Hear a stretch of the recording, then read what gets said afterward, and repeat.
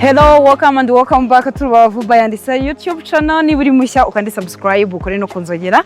Tujye tubana buri munsi. Uyu munsi tubafitiye imari imeze neza cyane, tubafitiye show deal niko nyankunda kuvuga. Tubazana ibibanza bibiri byiza cyane, byose biri mu miturire. Ibibanza binini byose, buri kibanza gifite metero kare 300 kandi byose biri muri zoning area ya R1. Hano turi Rubavu mu Rugerero, hafi cyane ishuri rya hoteleri, ubwo birumvikana kari hafi y'umuhanda wa kaburimbo. Tuhabaze ni ibibanza bibiri nkuko nari mbivuze, buri kibanza gifite metero kare 300. Ibibanza byacu nibyo ngiye kujyamo nkabibereka, kandi byose biri mu miturire. Ikibanza kimwe turi kugitangira miliyoni 9, ikibanza cya kabiri turi kugitangira miliyoni 8,500. Ibibanza byacu ni ibi, icya mbere ni iki ngiki muri kubona mpagazemo.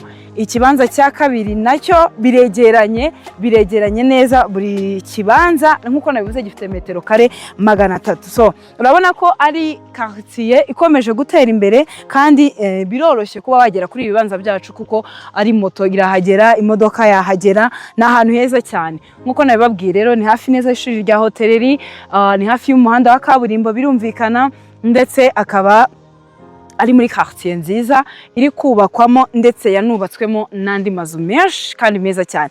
Ikibanza cya mbere ni kimpagazemo, ikibanza cya kabiri ni iki, biregeranye. Urabona ko iyi ngiyi ari show deal. Nago amahirwe nkaya yo kubona ibibanza biri munsi ya miliyoni 10, especially i Rubavu, nago ajya mara kabiri ku isoko. Duhamagare mu bambere kuri iyo nimero ubona ku screen yawe, uzuhitamo mu bambere. Urabona ko ari ibibanza byiza, ibibanza ntago biri bumara igihe hano hantu.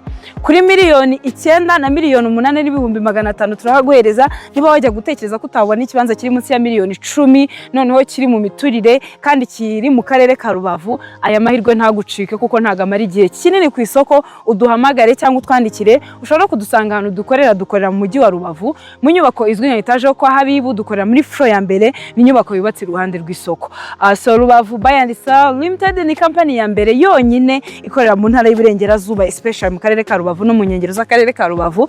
Yagufasha kubona ikibanza, yagufasha kubona inzu nziza yo kubamo, yagufasha kubona ahantu heza ho gukorera business, ndetse ni nayo igufasha kumenya neza niba ibintu uguze, ibintu twaye ari ibintu bitazaguteza ikibazo cyangwa se bitazakugiraho ingaruka. So muduhamagare, mutwandikire, n'abantu mushaka ama appartement yo kubamo by'igihe gito cyangwa se by'igihe kirekire turabafasha. Dore turi mu gihe cya sama, abantu baba bafite gahunda yo kuza gutembera cyangwa se kuruhukira i Rubavu turabafasha.